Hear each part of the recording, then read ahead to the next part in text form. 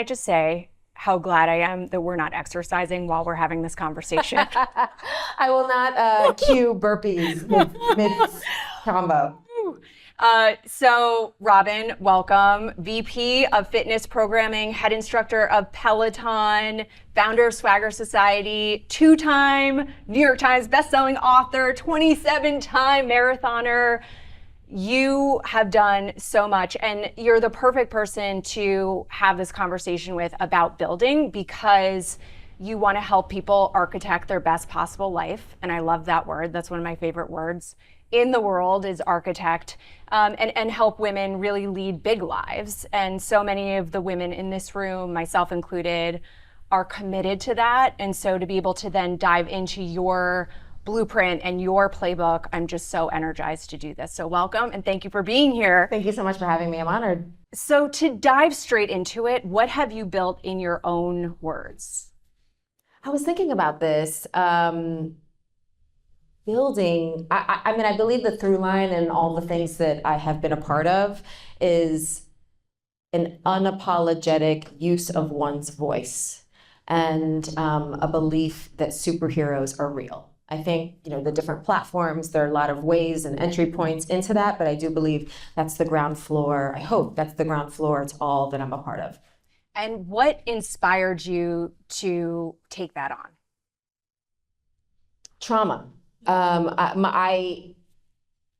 When I became a mother, I vowed to become the mother that I needed, that we needed perhaps when we were younger. When I became an athlete, it was to represent who I didn't see. When I'm in rooms, it's recognizing that I have 1,000 abuelas behind me. So I do believe that we often create what we need in the world, and it is coming from a place of healing.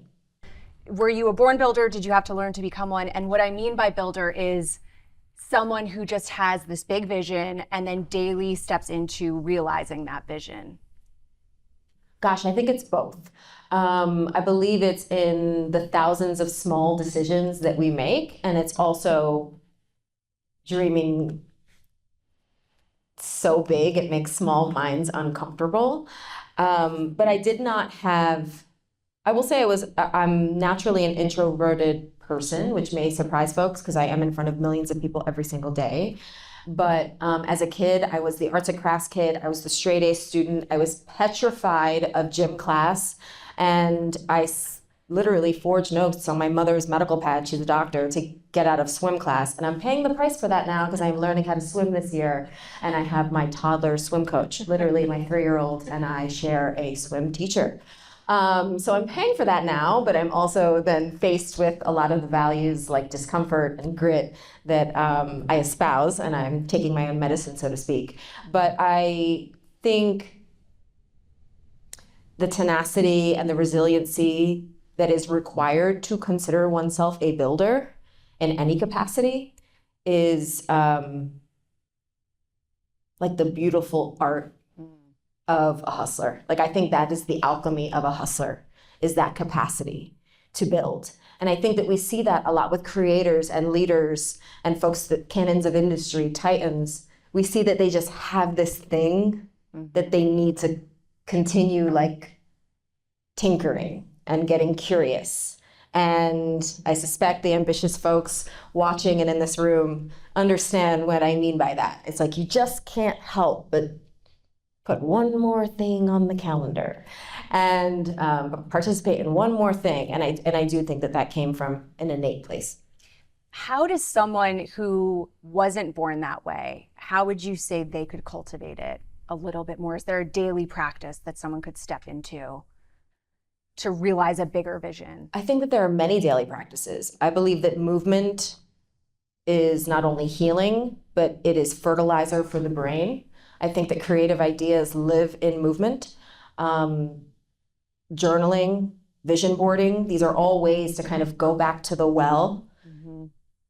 Largely speaking, or broadly speaking, remaining curious rather than judgmental will serve us. And asking, why not me? I do believe that we become the stories that we tell ourselves, and we naturally will tell a more empowering story if we are celebrating those iterative, circuitous, tiny, tiny victories. And for me, that does live in the world of movement, not just because of what I do professionally as an athlete and as a leader in wellness and at Peloton, but I when I lift weights, when I run, when I did a race over the weekend, that now becomes the ground floor for the next business idea, for the next pitch, for going in and saying, I deserve this amount of money. So the confidence is built because I create scenarios where I feel less than, and then I go in anyway, like I face it anyway. So I encourage folks who feel stuck. A plateau could be a launching pad. So dig into the tools. Is it journaling? Is it movement? Is it baking? I mean, where are you in those moments of flow where you lose track of time, not because you're doom scrolling or you're refreshing your emails, but because you are just so enmeshed in what's in front of you? Go to where you're already excited. Like, it might feel like a random hobby or something that is arcane, but it actually might be where you're of most service, your biggest passion. So I think I know where you're going to go with this next one, but who was the first woman that you looked up to, and why did you want to be like her? It has to be my mama. It has to be my mama. My mom is a Cuban refugee. I'm a proud Latina. She moved here when she was in her teens or moved is a light verb for that. But she came to the United States, didn't speak English, taught herself English by watching Sesame Street and public access television. And I am deeply indebted to her because I learned from her tenacity, resiliency, work ethic, a love of being uncommon. My mother told me when I was younger, I used to get made fun of for the way I ran, like out on the playground, which is sure I could unpack that for days in therapy, given what I do now. But she told me when I was younger, stay weird, because nobody is going to remember normalcy. And we spend so much of our lives trying to fit in. And then we reach an inflection point or a number of inflection points where we realize, oh, it's actually the moments when I feel uncommon that I can then be seen in my fullness. And I'm very grateful for that lesson. So good. When we're uncommon, then we can be seen. That is so, she's so good. Thanks to my mama. Thanks, Mama. I'd read this really interesting statistic that women who have high-performing mentors are 3 times more likely to be high-performing themselves. And women who have accountability partners, once you've committed to someone, you're 95% more likely to achieve that goal. And I know this is something that you believe in. So I just wanted to dig a little deeper. Mama was mentor. You come from such resilient stock. You really do. And we are our mother's daughters. I mean, you are a testament to that. Can you talk about mentors, accountability partners, just quickly, how you see those two things? Is one more important than the other? Are they both important? Well, I think it's important to consider that an accountability partner is really most effective when they are a trusted critic. When it's not the person who's just going to yes queen you. Like, I love a yes queen moment. I live for them. But you also need the person to be like, yeah, but you said like 3 weeks in a row that you were going to do this thing, and you're really not doing it. Yeah. And that's actually, I think, love. Hold your feet to the fire. Hold your feet to it. There is a similarity, I believe, between mentors and accountability partners, trusted critics. And I'm grateful that we now live in an age when it's not necessarily like sitting at the desk of the sage, wise person. It can look like that, but mentoring can look like listening to your podcast. It could be reading a book. It could be, right? So it's incredibly, I think it's important to widen the aperture of what those things might mean in today's society and our ways in which we can connect. The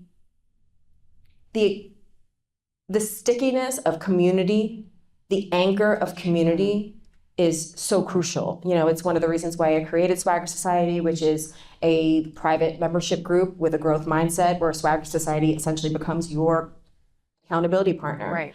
And we call it the golden Rolodex of hustlers, for those who know what a Rolodex is. That is really exciting to me when you can honor your day ones, and you must remember who was there for you when you were rebuilding yourself. Those are your people. What's the greatest risk you've taken? Leaving law felt like jumping off a cliff, but I went to London for the games as a reporter, and I say that really loosely, and I mean no disrespect to the actual reporters, but I went with a cracked iPhone to London to tell a story about women in sport and how we can use movement as medicine. And from there, I ended up getting a job on the agency side where Nike was my client. And I was working with Nike women on their social media handles. And I thought, oh my gosh, I have just landed my dream job. I quit my law firm job, didn't know what I was going to do, take this trip, come back with what I think is my dream job. And the bigger risk felt like quitting that agency job, because I'm like, oh my gosh, am I just someone who can't commit? Did my work ethic fall through the floor? And it was that I needed to tell the story, but in a different way, in a way, this was just when influencer marketing and things were becoming a monetization strategy for creators. And that ended up feeling like the biggest risk. How do you think about the tension between risk-taking and uncertainty? Because we're pulling at both ends, right, to be able to take great risks. So how do you manage the discomfort of that? Well, we need the friction for the expansion. Like, if there's not enough friction, I'm probably not in the right place, or I need a different partner, or I need to ask for more money. And how often should you be feeling that? Sorry, what was the question? How often should you be feeling that? Is that a daily experience? I think, context matters here, right? Yeah. And it's not that every day we should feel like we're on the precipice of jumping off of a cliff. It shouldn't be that cortisol and adrenaline filled all the time. That's, I think, what leads to burnout and redlining, which is not the goal. But the reality is that our appetite for what that is, and some folks might be like, hey, I just want to clock in, clock out, and I want predictability and stability, and there is nothing wrong with that. But I do believe that we learn and experience so much more when we're living in our edges. And a lot of the studies show that when we're goal setting and habit building, or even strength training, you're trying to get at 4 to 5% out of your current aptitude. Right? So I use the analogy of, if you see someone on the monkey bars, they're not jumping from the first monkey bar to the 10th. They're stretching to get to that next one. And I think as long as we're living in that friction, I think that's a healthy friction leading to the expansion. When someone thinks of you, for the most part, they think bulletproof, they think impenetrable. When have you broken down recently? And I've got this concept, I call them big B breakdowns and little b breakdowns. So big Bs are like those things that bring you to your knees. It's losing a job, it's a loved one, it's sickness, it's these kind of cataclysmic life events that tend to be more externally driven. And then you've got little Bs, which are, this kind of gnawing lack of alignment. Something's not quite right. I need to course correct. I'm missing the mark a little bit. Can you share one with us that has happened to you recently? Well, sure. I'll share two. One is facing that damn pool, like looking at that pool and knowing that I have committed to an open water swim, like a terrifying open water swim in August. So that is a constant battle where I'm just having to look at my value system and be like, but girl, like you just said this morning in this ride, so who cares? Put on your goggles and go. From a personal business building perspective, it's wrestling with focus as a currency, energy as a currency, and time as a currency. And looking at things that I would have just killed for a few years ago and having them across my desk and then being like, is that worth being away from your babies? Is that worth getting on a plane? And like that, and I don't know if I don't take that thing or if I do take that thing where I'm gonna look back and be like, I don't get that time back. And I zoom out enough most of the time to avoid the traditional mom guilt. But my biggest pain points are not knowing the future value of the current sacrifice. And none of us have that answer. But I do look at the different currencies, and it's not just the dollar amount in my bank account. It's knowing that my energy and my time and my focus are actually more valuable than what somebody is signing on a check. And I know you've said if it's not a hell yes, it's a no. Yes. So this was elucidating for me. It's a hell yes or it's a no thank you. Mediocre yeses, I physically repel them. Like if I have it in my gut, then I'm like, ooh, I don't think I want to do that. It's no thank you. And I've learned that the mediocre yeses, I am not respecting my partners. I am not respecting the audience. I'm not respecting the person on the other side of that email. And it's not that every day is glorious. I mean, it's like, I still have to like have a call with my accountant and be like, all right, what are we doing here? You know, so but that's serving, that's moving the needle. And that hell yes or no thank you is quite binary and quite effective. But I just want to also punctuate, because I think it's such a good point, that it's all internal. You're not looking externally to your team to, you'll take informed opinions, but ultimately this is, how does this sit in my body? And that's the knowing that is from which you are making all decisions. I'm very grateful for that ability to tune in to my internal world, because one of my biggest business assets is my decisiveness. Yeah. It's one of my greatest assets as a leader. Not that I don't course correct, not that I don't look retroactively and think, probably could have done that better. But in the moment, I'm like, let's go. This is it. And that helps just make a choice and figure it out. Well, glad we got a hell yes here. Yes, hell yes. What makes you doubt yourself? You know what makes me doubt myself? The comment section. And that's, very real. And I have some tactics now to kind of avoid going down that rabbit hole, but it's so human. And, we are hardwired to want to be in community and be liked. But I don't believe our nervous systems and our psyches we're not evolved to this current state of just having everybody's information and opinion, at the drop of a screen. So that one thing you've said, which I love so much, is this idea that life will humble you, right? Like that's the comments section.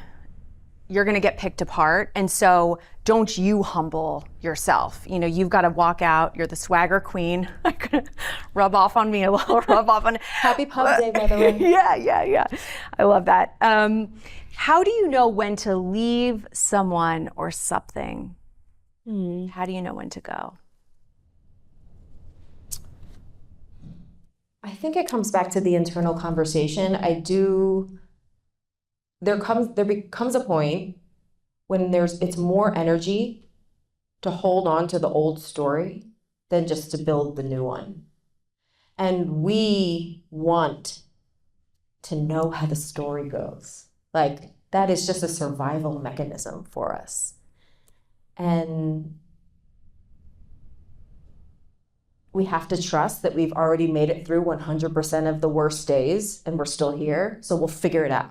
That is one of the biggest things that my husband and I rely on as new parents. I'm like, well, I figured it out this far. I'm gonna figure it out. And and I tell my kids all the time, I'm like, I've never had 2 kids before this age and this age. It's my very first day on the job. but I'll figure it out. And that is something that I think we can all take comfort in, that we can own the pen to the chapter that we're writing. We haven't read this story before. We're writing it right now. So let's lean into the more empowering story, because that's kind of all we have. When would you say was your bravest moment, and how do you practice being brave? I think this goes back to the big B and the little b breakdowns, because like very real trauma, which I hope is not repeated by myself or anyone else, was being held, trigger warnings is intense, being held at gunpoint on the eve of graduating from college in New York. That obviously was, I look back on that moment and I'm deeply proud that I was able to survive it afterwards. But it also pointed me in the direction into needing to build a toolkit. I was like, I am holding on to all this stuff. I need to build a toolkit. And then that's where I put in meditation, the breath work, the movement, the journaling, the therapy, all the things that I talk about now very publicly. And I guess that's the big one. Yeah. And then the smaller one is the consistent. I'm very proud that I am a consistent person. And it's consistently showing up and doing the run, doing the workout, doing the Tabata intervals. And believe it or not, I actually don't like that in the moment. Like folks, yes, that is my profession, but in the moment when I'm doing my own workouts, which I always do my own workout before I teach, in the throes of that, I resent it, but I love who I am on the other side. And the consistency of showing up to that is where you get, I think, some of the values that you're asking about. Yeah. And I so appreciate that you speak. You've had very real capital T trauma. And there's so many, women in particular, when you look at the data, who are sitting on some form of trauma that either has been acknowledged or repressed. And so as opposed to kind of feeling shame around that, to feel like, okay, this can actually be something that can guide and direct the course of my life and can be harnessed for good. Yes. Is something that I think is really noble and important. Knowing what you know now, was it worth it? All of it is worth it. I love it. I love my life. I think that we should romanticize our lives. I am obsessed with the vibrancy with which we can create.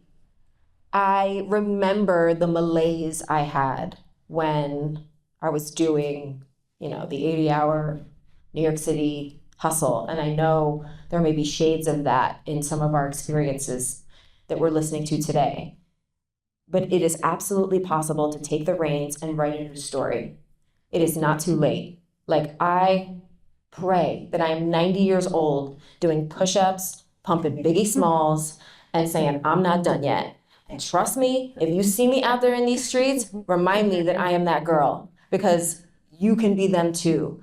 We tell ourselves this story that it's too late, or maybe our neighbor did this thing a decade before we did, or we're still waiting for XYZ life moment. It's like, you're alive right now. Let's go. And I think that we deserve to have that urgency about our lives. And we don't need to wait for somebody else's accolade in order to have that energetic frequency. What could you see yourself building next? Well, some of that is in the works. But I love the idea of widening the aperture of how we're infusing some of these values of vibrancy and energy and aptitude and agency into the parenting space, into the motherhood space, into women in business. I'm particularly interested in plant-based wellness and cooking, as well as fashion and beauty. And, the days in which it's like, just be XYZ now and box yourself in, I'm not playing that game. So the worst advice that you could ever receive is stay in your lane. I find that repellent. So I'm here to break some boxes. I'm here to watch it happen. I'm here for it all. Okay, nuts and bolts. So this is 3 words or less. We're going to switch gears. Okay. So we did some foundation work. Now we're going to go through this and just hit me with the first thing that comes to mind, okay? Sweating. Get ready in your seat. Yeah, this is pretend you're on the bike. Okay. What do you most value in others? Resiliency. What do you most value in yourself? Tenacity. What holds you back? Impatience. One thing you're afraid of? Mediocrity. Ooh. One thing you'd change about yourself? Impatience. What is your biggest vice? Oh gosh, I wish this wasn't the first thing that came to mind. Hallmark movies, November 1st. They're going to love that. November 1st. That was 4. What keeps you sane? Movement. Something you wish you would have kept doing? Drawing. Something you wish you would have stopped sooner? 60-minute meetings. What keeps you going and building? Legacy. Robin, thank you. I'm Round of applause for Robin. That's so fun. Thank you so much.